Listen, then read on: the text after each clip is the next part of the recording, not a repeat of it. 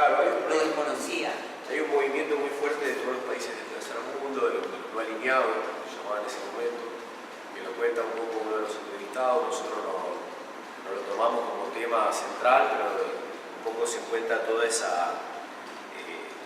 todas las cosas que ocurrían en paralelo en esa época, ¿no? Por eso me Que pareció venían ocurriendo interesante, juntas. sí. Es el tiempo de las revoluciones nacionales en África, de Latinoamérica, por supuesto, toda una oleada de resistencias y de intentos, en muchos casos como el de Cuba, que no llegaron a tener el poder ni a modificar los regímenes contra los que luchaban, pero que fueron muy fuertes también. Y bueno, Masetti y muchos otros, de hecho el Che también había estado combatiendo en África, en el Congo. Eso lo desconocía. Y claro, y Masetti va a Argelia en esos años, que se cuenta la historia ahí. De hecho, él tiene un diario de Argelia que está ahí medio sin terminar, porque lo terminó de escribir, pero está citado ahí, está leído algunos fragmentos y reflexiones que él tenía, ¿no?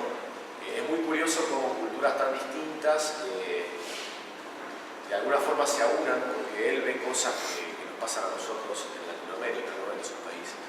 A pesar del idioma, a pesar de la cultura, de la vestimenta, de todo lo que uno podría sentir como distante, ellos, toda esa generación veían lo común, ¿no? Lo que era, lo que unificaba toda la situación de los países del tercer mundo, que era su dependencia, básicamente, o sea, ser países coloniales, o neocoloniales, como se decía en ese momento. Pero sí, para nosotros fue una de las cosas también nuevas. Fueron 5 años que llevó la película entre la investigación, las entrevistas, y fue un aprendizaje grande para el grupo de compañeros que lo hicimos. Muchos menores todavía que yo era un poco el más grande de todos, y algunos de ellos terminaban recién la carrera de la universidad o estaban haciendo comunicación, y meterse tan a fondo con una investigación no era algo que en general las carreras de comunicación propongan como trabajo, ¿no? De ese nivel de profundidad, de densidad, de involucramiento por parte de uno, que empezás tal vez queriéndote enterar de algunas cosas de la vida de un tipo que empieza siendo un desconocido, y después te sentís parte, te identificás, te peleás, discutís con él, pasan un montón de cosas, pero cosas que te pasan con quien está cerca, ¿no? Es un proceso muy fuerte de vida también, de experiencia. Hoy en la actualidad, ¿ves alguna proyección o algo que pueda ser similar a lo que fue Prensa Latina en comunicacional hoy en la actualidad? Y hoy creo que ayer lo hablábamos un poco en la radio, ¿no? Que, bueno, no yo solo, porque esta es una película colectiva donde un poco las líneas las discutimos con un grupo de 4 o 5 compañeros, pero nos parece que, por un lado, en Latinoamérica hubo en los 90, fines de los 90, de la mano de la resistencia que tuvo en general el proyecto neoliberal, hubo un emergente de medios de comunicación comunitarios y alternativos que acompañaron a los movimientos sociales, sobre todo, ¿no? Y también se dieron en las ciudades, y de manera que son un poco todas esas lucecitas que aparecen en el mapa al final, ¿no? Desde las radios cooperativas hasta las radios de Chiapas, pasando por la radio rebelde que todavía sigue en Cuba, las radios campesinas aquí en el norte argentino, Bolivia, Perú, las radios del movimiento Sin Tierra en Brasil. Después vino la televisión con Telesur.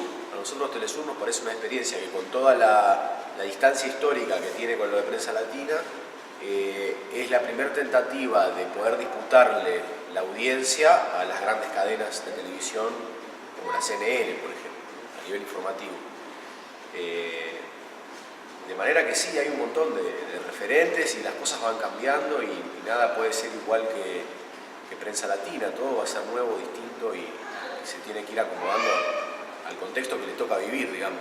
De hecho, Prensa Latina todavía existe, y ayer también charlábamos un poco de eso, de que quedó un poco como muy disminuida en su llegada después de todo ese bloqueo que también sufrió Cuba en el plano informativo, no solo económico, ¿no? Y es una agencia de Estado que hoy difunde un poco los comunicados y las actividades oficiales, no más que eso, ¿no? Realmente el periodo fuerte fueron esos 2 o 3 años de Masetti, y después durante los 60 también siguió, pero fue cayendo, como cuenta un poco el documental. Así que sí, hay muchas, y lo que hacemos con el cine también un poco intenta hacer eso, ¿no? Llevar el cine a lugares donde puedan estar dándose debates y donde se estén dando también prácticas y experiencias a las que esta información puede aportar. Hicimos, por ejemplo, una proyección en Orán, que es el lugar donde Masetti desapareció.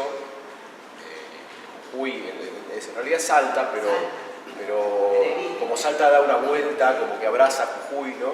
En esa parte uno puede entrar también por Jujuy y luego pasar a Orán.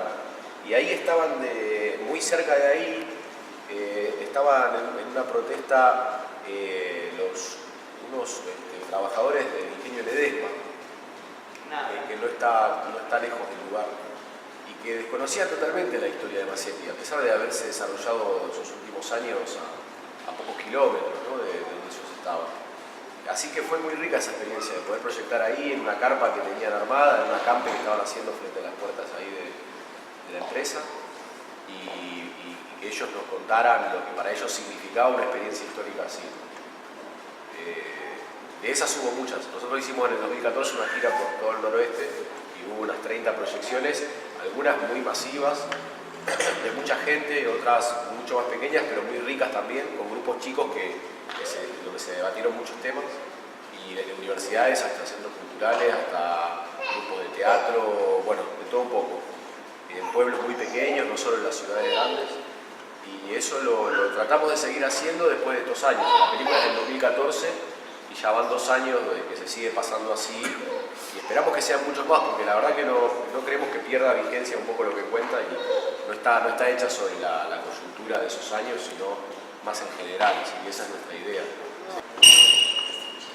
Yo creo que sin la experiencia de Cuba, ninguno de estos movimientos hubiera sido posible tal cual los conocemos, a pesar de ser muy distintos, ¿no? Incluso experiencias que hoy puedan disentir con un montón de cosas que hoy vive la Revolución Cubana, es innegable que eso forma parte de la historia nuestra. Leonardo Boff, que es un teólogo brasilero que va a estar ahora en pocos días acá en la Argentina, un tipo muy interesante, que si pueden ir a escucharlo va a estar en San Justo. No recuerdo el día, pero ya después lo vamos a difundir ahí, por ahí alguno de los compañeros lo comparte. Dijo una vez, sin Fidel nosotros tendríamos solo ideas, ¿no? Es decir, la adaptación a una realidad concreta de esa idea emancipatoria, liberadora, bueno, con todas las contradicciones que eso lleva, con todas las críticas que nosotros le podemos hacer a esos procesos, pero que ello haya tomado cuerpo, es responsabilidad de esa experiencia. En general, cuando nosotros pensamos en revolución o pensamos en socialismo, pensamos en la Revolución Cubana, aún tantos años después. De manera que a mí me parece central como experiencia, aún para criticarla y aún para decir esto no lo volveríamos a hacer así. Y también para respetarla, ¿no? Porque todo eso que se hizo costó muchos años, costó muchos muertos, costó mucho esfuerzo. Y para nosotros la principal relación con esa experiencia es esa, es la del respeto. Y después, bueno, sí podernos meter en una mirada crítica, que es la que nosotros consideramos que hay que tener con todo lo que contamos, ¿no? No construir héroes así perfectos, inmutables, que no cometieron errores, que no se equivocaban, que no tenían miedo, ni frío, ni dolor, ni tenían contradicciones, ni tenían problemas familiares por estar metido todo el día en una experiencia como esta. De manera que eso también lo queríamos contar de Masetti. La película se hizo además con la hija de él, Graciela, que es la que aparece hablando y contando todo ese prólogo. Y ahí también tuvimos que discutir un montón de cosas, hacer cuentas y digamos, ajustar cuentas un poco con la vida familiar de él y de la mujer, y de la primera mujer que fue la mamá de Graciela. Y entonces eso para nosotros fue también muy complejo, pero nos parecía parte de la historia, ¿no? Poder tomar toda esa experiencia de vida que ocurre junto a la experiencia del militante, del periodista y del revolucionario, no está separada ni despegada, y poder contarla también.